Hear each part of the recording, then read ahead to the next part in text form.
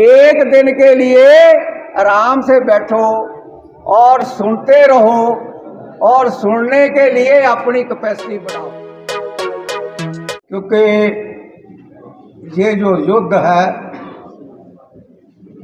जिसके लिए हम तैयारी कर रहे हैं, ये एक तरफा बंदूकों से नहीं जीता जा सकता। इसके साथ हमें अपने अंदर झांक लगाकर देखना पड़ेगा कि क्या हमारे बाजुओं में वो बंदूकें उठाने का समर्था है। इसलिए मैं अभी साथियों से बेनती करता हूं कि उनको स्टेज पर आकर बोलना चाहिए, मेरे को जरूरत नहीं है बोलने की, क्योंकि ये जो इतने ये लाए हुए हमने कैमरे, ये देखने के लिए है, सुनना बाद में है। क्योंकि हमारे अंदर जितनी देर तक पेशेंस सुनने की नहीं आती, उतनी देर तक हम देख भी नहीं सकते, क्योंकि नेचर ने इसीलिए हमें बोलने के लिए एक मुंह दिया है और सुनने के लिए दो कान दिए हैं। कुदरत कहती है सुनो ज्यादा बोलो कम, लेकिन हम इसके उल्ट चल रहे हैं। हम बोलते ज्यादा हैं, सुनते कम है। मेरी आप साथियों से बेनती है कि मैं जो बोलना होता है वो तो अमूमन मैं केडर कैंप में ही बोलता हूँ। ये लेक्चरबाजी में मेरा ज़्यादा विश्वास नहीं है, लेकिन मैं आपको बताना चाहता हूँ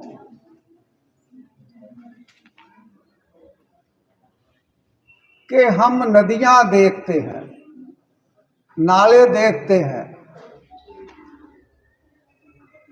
हम नदी पर जाने के लिए पानी के झरने देखते हैं। जो पानी के झरने से पानी निकलता है, केवल वो ही नदी अपने साथ लेकर समुद्र में मिल सकती है। नदी अपने आप कभी पानी लेकर समुद्र तक नहीं जा सकती। पानी झरने से निकलना है और झरना हर था नहीं होता।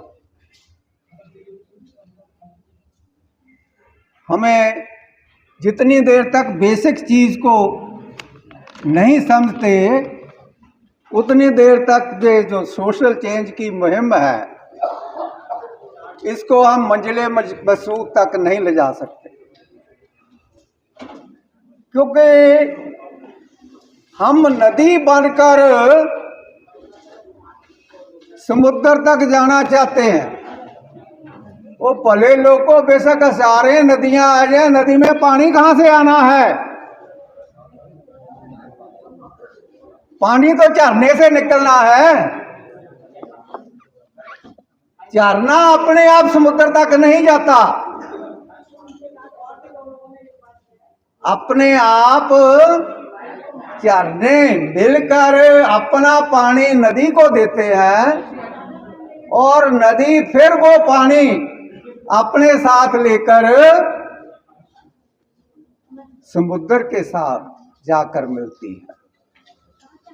अभी हम सोशल चेंज के द्वारा भारत देश में रेवोल्यूशन लाना चाहते हैं।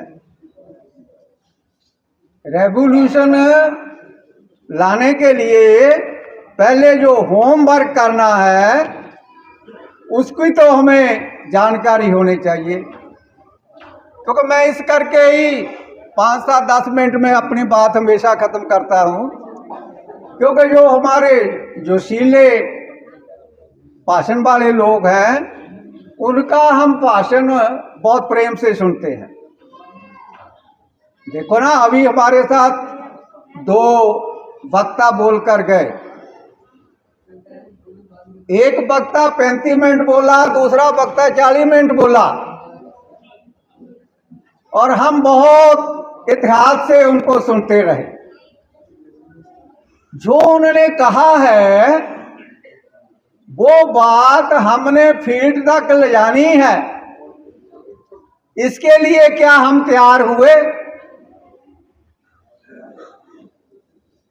क्योंकि जो हमारा काम है वो है, जो मैसेज हमारे पास मिलता है वो मैसेज हम फील्ड तक लेकर जाएं, और वो मैसेज तो यहीं रह जाता है, यहीं सिर्फ वो तालियां लगाकर और उसके साथ हाँ भाई वाह भाई वाह कर कर वो यहीं रह जाता है। हमारी जिम्मेदारी है कि ये जो संदेशा इधर हमें मिला है उसको हम समाज तक लेकर जाएं। लेकिन समाज तक ले जाने के लिए हमें अपना समय और अपना साधन लगाने पड़ते हैं। जितनी देर तक हम अपना समय और साधन समाज के लिए लगाने के लिए तैयार नहीं होते, उतनी देर तक ये समाज परिवर्तन का कार्य नहीं हो सकता। इसलिए एक सूझवान, निर्छल और समर्थ व्यक्ति जिसने बनना है उसके लिए 5 मेन कार्य हैं, और उन कार्यों को किए बगैर हम सोशल रेवोल्यूशन नहीं ला सकते। पहला काम है कि व्यक्ति की खुद के साथ मुलाकात होनी बहुत जरूरी है। हम बाहर देखते हैं लेकिन देखना हमने अंदर है, लेकिन अंदर अंधेरा है और अंधेरे में कुछ दिखता नहीं है। हमारी जरूरत अंधेरे में देखने की है, लेकिन हमें आदत पड़ी हुई है जहां रोशनी है वहां ही देखना है। इसलिए एक सूझवान जो व्यक्ति है उसकी पहली जिम्मेवारी होती है इस जानने की, इस जानकारी की कि मैं कौन हूं। पहले हमने ये देखना है कि मैं कौन हूं। जो काम मैं देखना चाहता हूं, क्या वो करने के लिए मैं तैयार हूं, या दूसरे वो करते रहें और मैं जाकर फिर उधर जाकर वो ठप्पा लगा दूं कि ये मैंने किया है। इससे वो काम नहीं होना। और दूसरी चीज है कि व्यक्ति को बाहरी जीवन प्रति क्रांतिकारी बना देना, ये समझा देना कि मैं खुद बदलकर ही वातावरण को बदल सकता हूं। हम वातावरण को बदलना चाहते हैं, लोग ऐसा करें। क्या मैंने अपने खुद को बदल लिया और खुद को बदलकर जो वातावरण में लाना चाहता हूं, क्या मैं उस वातावरण में पहुंच गया? जितनी देर तक जो परिवर्तन मैं दूसरों में लाना चाहता हूं, वो परिवर्तन अपने में लाकर नमूना बनकर लोगों को नहीं दिखाता, उतनी देर तक भाषणबाजी से बात बढ़ने वाली नहीं है। मैं ये 1981 की बात आपको बताता हूं कि जब बांजो कांशीराम जिन्होंने ये कार्य चालू किया था मॉडर्न जमाने में, तो वो कहते हैं हम देश भर में साइकिल मार्च चलाना है। साइकिल मार्च चलाने के लिए हमने जलंधर से कश्मीर में जम्मू तक साइकिल मार्च का प्रोग्राम बनाया और उस प्रोग्राम में कुछ नौजवान बच्चे 100-150 उधर से इकट्ठे किए, उनको साइकिल दिया, साइकिल पर चल रहे हैं। और कांशीराम जी के पास तो कार थी, बाकी तो सब साइकिलों पर चल रहे थे। और हम पठानकोट नाइट स्टे करने के बाद जम्मू के लिए चले। जम्मू का डिस्टेंस पठानकोट से लगभग 93 किलोमीटर है और चढ़ाई है ऊपर को, हिली एरिया है, पठानकोट से ऊपर आ जाता। अभी जथा लेकर मैं चल रहा पठानकोट से,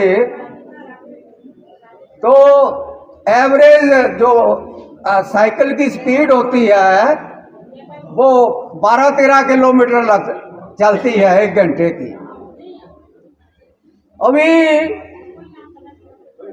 पठानकोट से वो 93 किलोमीटर जो है, अगर नॉर्मल प्लेन एरिया है तब भी उसके लिए 10 घंटे लगने चाहिए थे।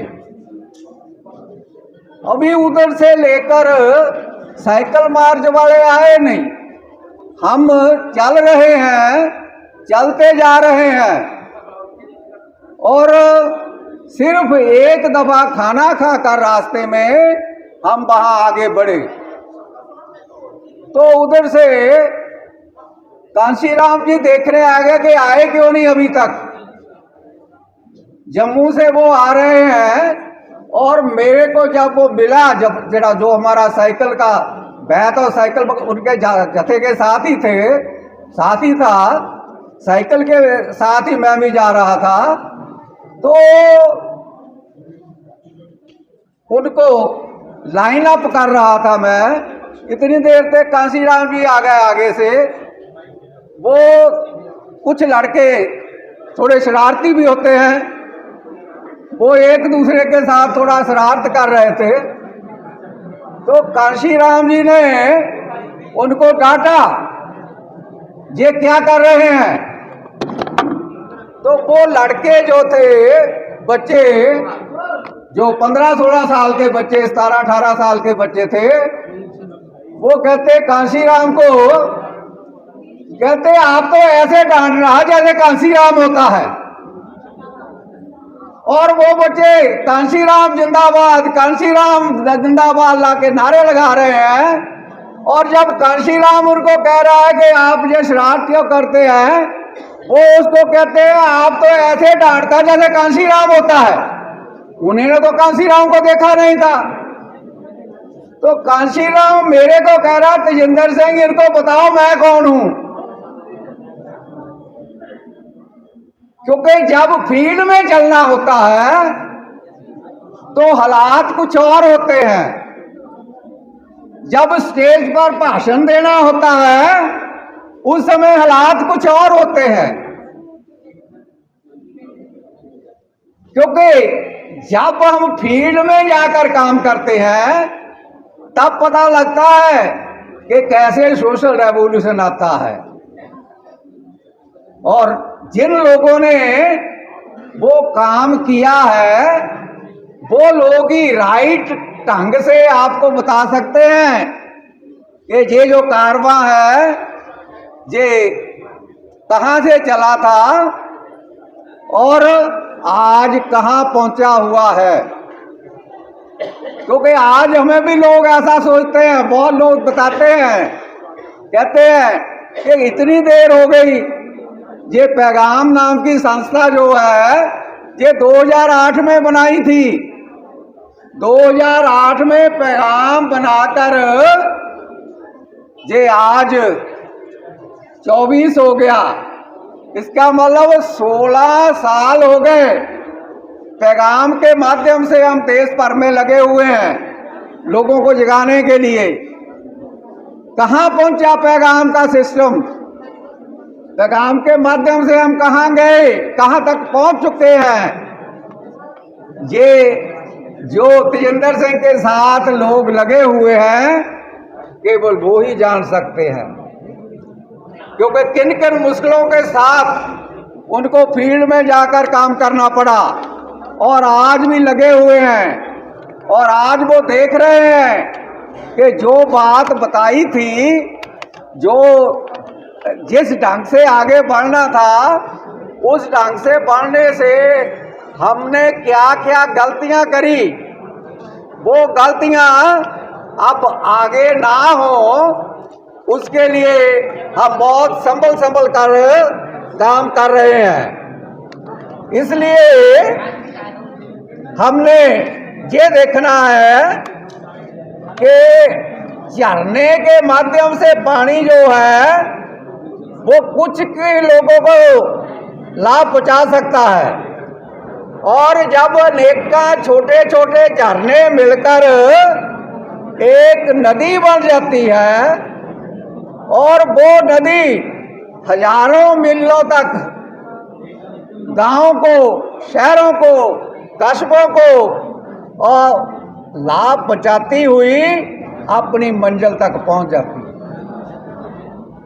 इसलिए हम एक ऐसी कंटिन्यू चलने वाली नदी तैयार कर रहे हैं, जो नदी, उस नदिया में जो व्यक्ति भी आगे बढ़ेगा वो व्यक्ति अपनी मंजिल तक जा सकेगा। क्योंकि मैं ज्यादा आपका समय नहीं लेना चाहता, क्योंकि बहुत सारे लोग हैं जो केवल वो जो कड़क पड़क भाषणबाजी ही सुनना चाहते हैं। क्योंकि मेरी जो भाषणबाजी है वो कड़के दड़के वाली नहीं होती। वो उसको सुनने के लिए तो बहुत ज़्यादा पेशेंस रखनी पड़ती है। और पेशेंस के साथ ही हम वो महान कार्य कर सकते हैं जो कार्य बाबा साहब डॉक्टर अम्बेडकर और महात्मा फूले ने हमें करने के लिए दिया है। और इसलिए आपने और बहुत देर इधर बैठना है, बहुत लोगों की बात सुननी है। बात आप सुनो, लेकिन अगर हकीकत की बात सुननी है तो फिर पेशेंस के साथ एक दिन के लिए आराम से बैठो और सुनते रहो और सुनने के लिए अपनी कैपेसिटी बढ़ाओ। धन्यवाद।